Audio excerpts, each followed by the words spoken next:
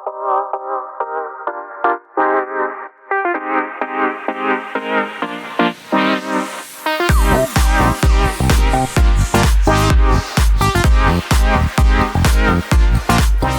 so yeah, I'm Justin Banon, pleased to be here and about to talk you through how Web3 and real-world assets unlock what we call a computable economy and the potential for an exponential increase in wealth.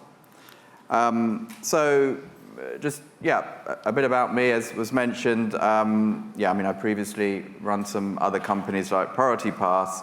I'm also the founder now of Boson Protocol, which is a decentralized commerce protocol, and about to launch a second protocol, Fermion Protocol, which is for higher value assets, including real estate and commodities.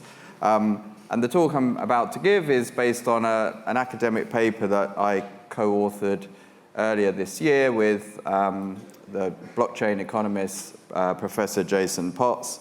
If anyone's interested, you can actually scan the paper there, but I'm going to just be going through a kind of high-level overview of some of the kind of claims that we make.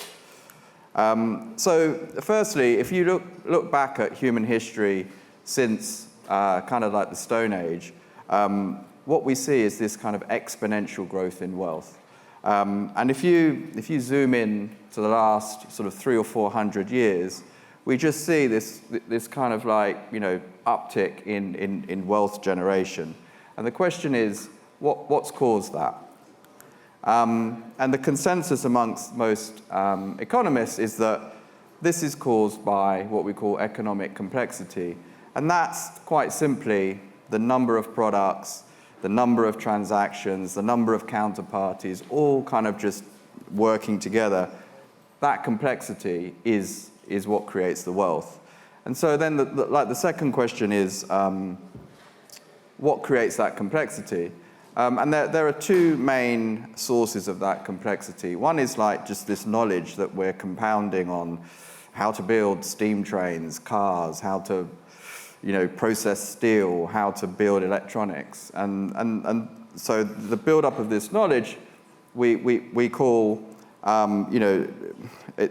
is basically one aspect of it. The second aspect is how we coordinate. And so these are kind of called institutional technologies. And so these are things like markets, networks, firms, all of these different organizing technologies. And whilst these institutional technologies tend to operate in a slow way, they are massively transformative. So if you look at, for example, the advent of writing enabled us to form into the first societies. Constitutional reforms enabled us to create democracies.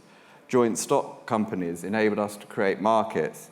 And our claim is that blockchains are an institutional technology, a way of organizing ourselves, and they lead to a thing we're calling a computable economy, and that's what I'm just going to kind of unpack today.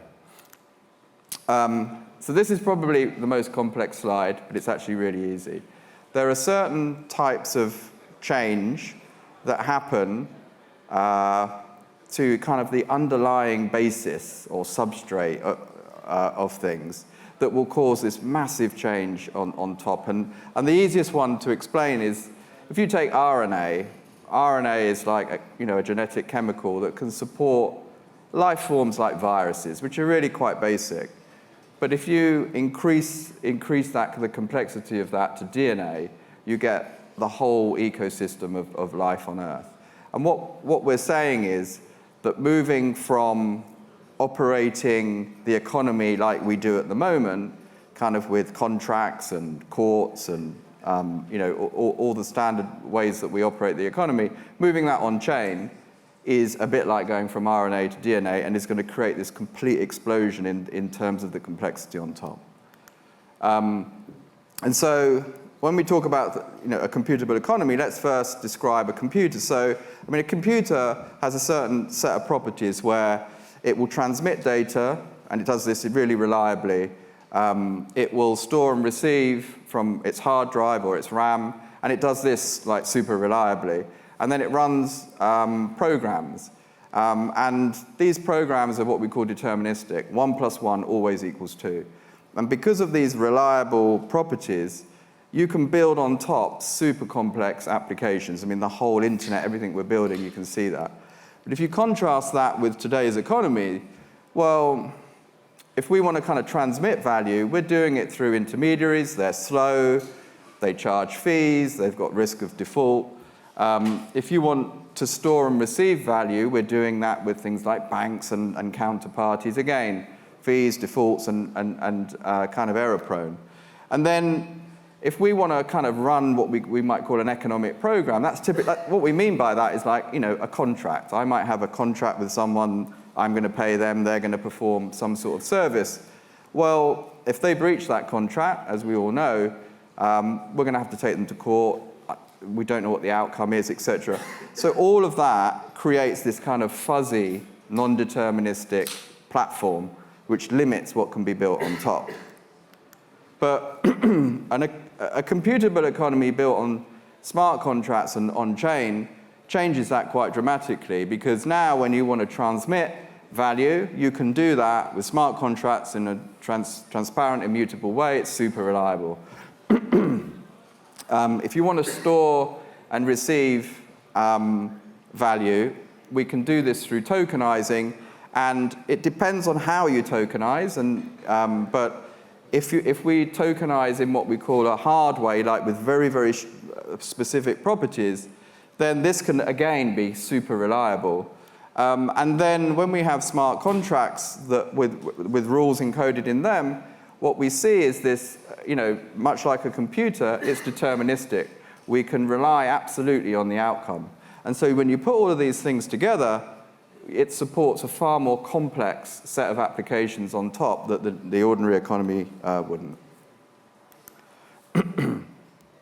So the claim that we're making is that blockchain technology enables a computable economy which unlocks exponential wealth through this kind of increased complexity. But with this condition that we hard tokenize the assets. And so when we talk about this hard tokenization, we mean that we need to tokenize in a way that minimizes the reliance on trusted parties, gives us secure and verifiable guarantees of ownership, and is all enforced by cryptography. And so when you look at the different types of assets that we tokenize, I mean, there are either these natively on-chain assets, such as NFTs, but then a whole swathe of other assets like debt, equity. All of these can be brought on-chain just natively and with the same strong commitments. And so these are quite, kind of trivial to get these properties.